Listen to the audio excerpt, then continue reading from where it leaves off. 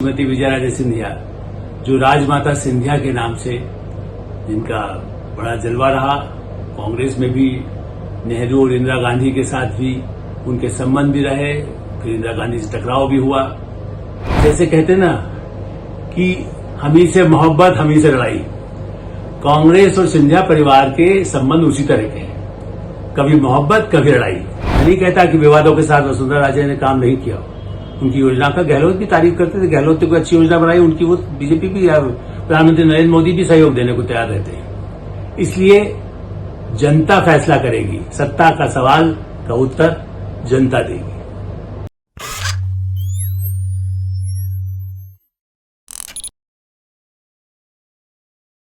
नमस्कार, एडिटर्स आई में आपका स्वागत है। सिंधिया की सत्ता पर सवाल। आजकल आप बहुत सुन रहे होंगे, राजस्थान विधानसभा के चुनाव, मध्य प्रदेश विधानसभा के चुनाव, वसुंधरा राजे सिंधिया, उनका भविष्य क्या होगा, उनकी भूमिका क्या होगी, उनको नेतृत्व कितना महत्व दिया जा रहा है, उनके नेतृत्व को लेकर कौन चुनौती दे रहा है, क्या भारतीय जनता पार्टी में इतना टकराव है, क्या कांग्रेस से भी उनकी मिलीभगत हो सकती है। उसी तरह से मध्य प्रदेश में ज्योतिरादित्य सिंधिया, जो वसुंधरा के भतीजे आप कहें और उस दृष्टि से भी एक परिवार के सदस्य हैं, उन पर अब वो तो केंद्र में मंत्री हैं, अब वो कांग्रेस में नहीं है और भारतीय जनता पार्टी में है। मध्य प्रदेश के तो टिकट अनाउंस भी हो गए, राजस्थान में भी मतलब अभी जो अनाउंस हुए वो कुछ हुए कुछ नहीं हुए, और मध्य प्रदेश पर भी प्रश्न चिन्ह लगा है कि सिंधिया की भूमिका कितनी होगी। इसलिए हमने सोचा कि सिंधिया की सत्ता पर चर्चा करना उचित होगा, खास करके वसुंधरा राजे की, क्योंकि ज्योतिरादित्य तो अभी भी एक तरह से सत्ता में है, केंद्र की सत्ता में है, केंद्र के मंत्री भी हैं, उनका जो उपयोग है भारतीय जनता पार्टी जो जिसे करना चाहेगी करेगी, और उस इलाके में कैसे उनको सफलता मिले जो ग्वालियर रीजन उनका है। वसुंधरा राजे दो बार मुख्यमंत्री रही हैं, राजस्थान में उनका एक अपना वर्चस्व रहा। अब ऐसा पिछले कुछ वर्षों से बराबर ऐसा लग रहा है कि भारतीय जनता पार्टी उनके विकल्प को तैयार करने की या उनको दूसरी कोई भूमिका देने की बात सोचती है। सबसे महत्वपूर्ण बात यह कि सिंधिया परिवार आज से नहीं, आजादी के बाद से ही लगातार कांग्रेस हो, जनसंघ हो, जनता पार्टी हो, भारतीय जनता पार्टी हो, संविद की सरकारें हो, गठबंधन की सरकारें हो या कांग्रेस की सरकार हो, सिंधिया परिवार का हमेशा कोई न कोई महत्व रहा है।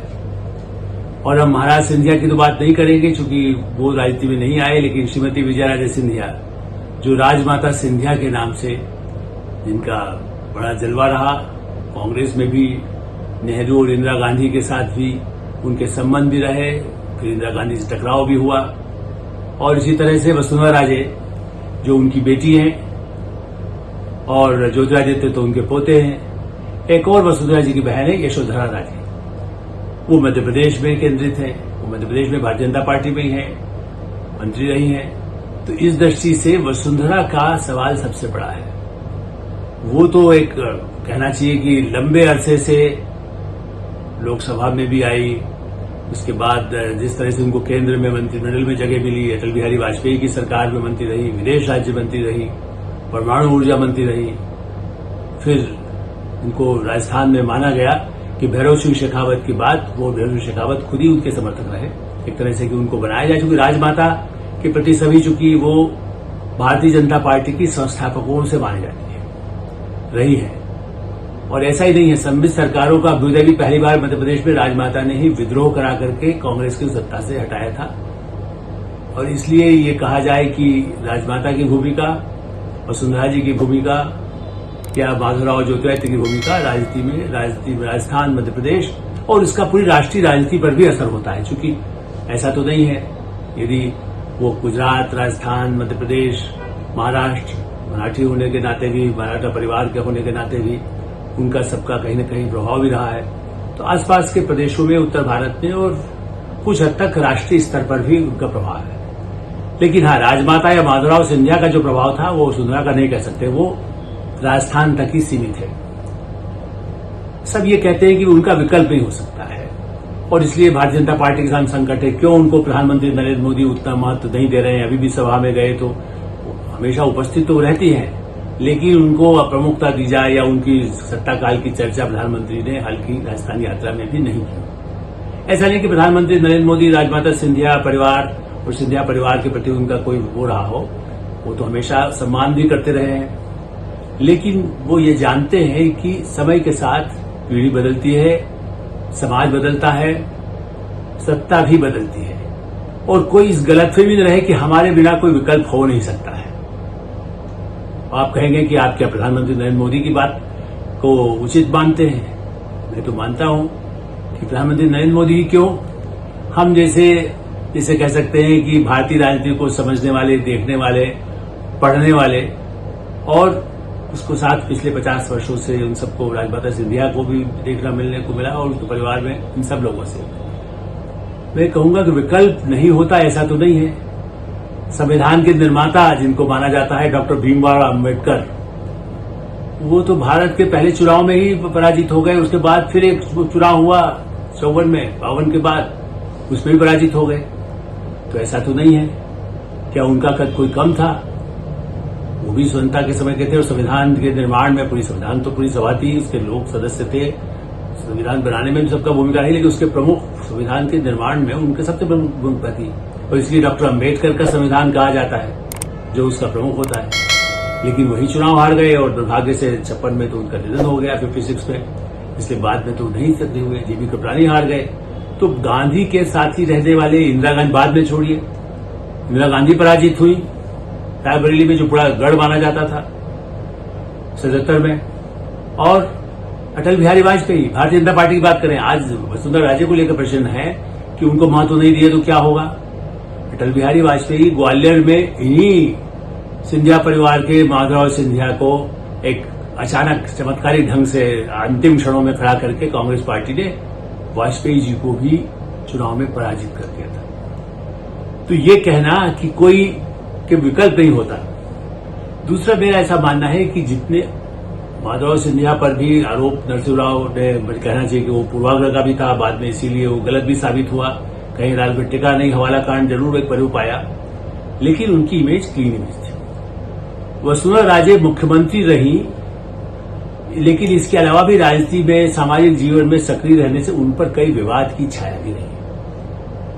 सचिन पायलट जिन घोटालों की चर्चा करते हुए तो सत्ता में रहते हुए जो हुआ, लेकिन इसके अलावा भी कई ऐसे विवादास्पद मुद्दे रहे हैं जब वो केंद्र में रही या राजनीति में रही, तो उनके निजी संबंधों को लेकर के, किसी लोगों के साथ संबंधों को लेकर के, किसी के साथ पक्षपात को लेकर के काफी चर्चित भी रहे। आज लोग उसको भूल रहे, राजस्थान के लोग कहते हैं भाई वो तो वही है।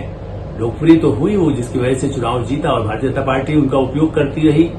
राष्ट्रीय स्वयंसेवक संघ ने भी एक समय में उनको माना कि नहीं ठीक है, उनके राजमाता का चूंकि परिवार की है और वो एक अच्छा राजस्थान में उनका असर है, लेकिन ये उनके अपने ही गतिविधियों से, उनके विवादों से संघ और भाजपा में भी उनकी कुछ दूरी बनी। कुछ लोग आज भी उनके साथी हैं, हो सकता है आज भी उनके विधायक यदि कहा जाए कि वो 15-20 सीटों पर नुकसान कर सकती है, लेकिन ये कहना कि उन पर कोई आरोप नहीं, उन्होंने तो बड़ा ही बहुत कुछ किया, नहीं, भारतीय जनता पार्टी ने उनको बहुत कुछ दिया। या कांग्रेस भी एक तरह से भी कहा जाए कि गहलोत ने उनका सम्मान रखते हुए कई ऐसे मामले, अशोक गहलोत ने जो आरोप सचिन पायलट लगाते हैं कि नहीं उनका घर, उनका बंगला जिस पर वो रहती है उनको रहने दिया जाए, कई और इसी बात है, जो अन्य जिन लोगों पर विवाद नहीं हो सकता है या जिनको मामले को अदालत नहीं पूरा उसको निभा पाएगी या अदालत में साबित नहीं हो सकेंगे, तो उन्होंने उतनी कार्रवाई नहीं की। तो ये जैसे कहते ना कि हमी से मोहब्बत हमी से लड़ाई, कांग्रेस और सिंधिया परिवार के संबंध उसी तरह के हैं, कभी मोहब्बत कभी लड़ाई, और घमासान लड़ाई, सत्ता की लड़ाई। इसलिए सत्ता का सवाल है कि क्या सिंधिया परिवार का वर्चस्व राजस्थान और मध्य प्रदेश में रहेगा। ज्योतिरादित्य सिंधिया पिछली बार तो खुद चुनाव हार गए, और इसी राज्यसभा में उनको बने कांग्रेस के उम्मीदवार रहते हुए, वो पार्टी के झगड़े थे, पार्टी वालों ने जो किया वो तो सब जानते ही हैं, लेकिन उसके बाद उनको लगा कि कांग्रेस पार्टी में कमलनाथ, दिग्विजय सिंह, खास करके दिग्विजय सिंह तो उनके पिता के भी दुश्मन की तरह से ही, राजनीतिक दुश्मन मैं कहूंगा, व्यक्तिगत तो बड़ा दिग्विजय सिंह उनका सम्मान करते थे माधवराव जी का, लेकिन माधव सिंधिया ही कहते थे कि भाई इनका भरोसा नहीं है, ये कल कहाँ हमारा दुश्मनी निकाल लेंगे हमें पता नहीं है। तो इसलिए दिग्विजय सिंह हो, कमलनाथ हो या और अन्य नेता जिसको कह सकते हैं कि उससे ज्योतिरादित्य सिंधिया हारे, लेकिन वो जब भारतीय जनता पार्टी में आ गए उनका कद बढ़ा, प्रधानमंत्री नरेंद्र मोदी ने उनको महत्व दिया। वसुंधरा राजे को भी केंद्र में मंत्रिमंडल में रख लिया जाए, राज्यपाल बना दिया जाए, ऐसे कई विकल्प हैं। और उसके साथ में भारतीय जनता पार्टी में लोकसभा के अध्यक्ष ओम बिरला या इसको कह सकते हैं कि 3-4 ऐसे युवा चेहरे, मैं नाम इसलिए सबका नहीं लेना चाहता कि सभी को लोग चर्चा में कहते हैं शेखावत, अच्छा उनका एक अपने इलाके में असर होगा, दूसरे का असर कितना कहा मेघवाल का दलित वोट में होगा, लेकिन दलित की बात नहीं है, न मेघवाल उसकी बात है। मेरा मानना है कि अपने अपने इलाकों में उनका वर्चस्व है। ये आवश्यक नहीं है कि वो पूरे राजस्थान में वसुंधरा की तरह से राज्यवर्धन राठौड़ आप कहें, और वो तो पहले मंत्री भी बने लेकिन अब उनका नाम उतना नहीं सुनाई देता। तो ऐसी स्थिति में जो अच्छा काम करके दे सके, जो जितवा सके, मध्य प्रदेश में नरेंद्र सिंह तोमर, कैलाश विजयवर्गीय, प्रहलाद सिंह पटेल, पुराने नेता 90s के, उन सब लोगों को विधानसभा चुनाव खड़ा करने के लिए कह दिया गया। तो ऐसा नहीं है, पार्टी प्रमुख होती है। और जब भारतीय जनता पार्टी में कहा जाता है प्रधानमंत्री नरेंद्र मोदी ऐसा कर रहे हैं, मैं अपने मित्रों को याद दिलाता हूं कि अर्जुन सिंह कहां से केंद्र में आने के बाद ही तो मध्य प्रदेश भेजे गए थे। नागेंद्र तिवारी को तो कुछ भी नहीं, जो प्रधानमंत्री पद के सबसे अच्छे दावेदार कांग्रेस के माने जाते थे, उनके निजी बाद में किसी आरोपों के कारण उनकी परेशानी में आप पड़े, लेकिन पूरे जीवन में, राजनीतिक जीवन में नेहरू परिवार से लेकर आखिर तक उनका जो संबंध और उनकी जो कामकाज रहा उत्तर प्रदेश में भी उनका महत्व माना जाता रहा। लेकिन उनको कई बार ऐसे मौके आए, नरसिंह राव ने खास करके, तो वो कहते थे कि मुझे गांधी समिति का या किसी सदस्य बना दिया गया, प्रमुख बना दिया, तो क्या मैं साइकिल पर चलूंगा इस उम्र में। तो पार्टी प्रमुख होती है। कई नेताओं को प्रदेशों में कांग्रेस पार्टी भेजती थी।